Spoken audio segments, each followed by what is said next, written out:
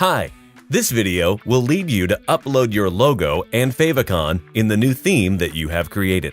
So, you've already created the theme, and now you want to change the logo and the favicon. You will first need to click on Manage, and here you can change the logo and the favicon. It will be updated in the preview panel here. Click here on this, then select and upload your logo. Your logo will be updated here. Similarly, you can change the favicon as well.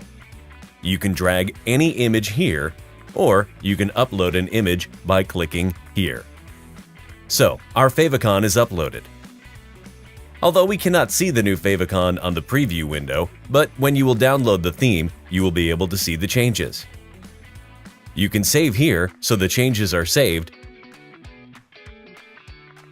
and you can download your theme from here. Thanks for watching. I will see you in the next video.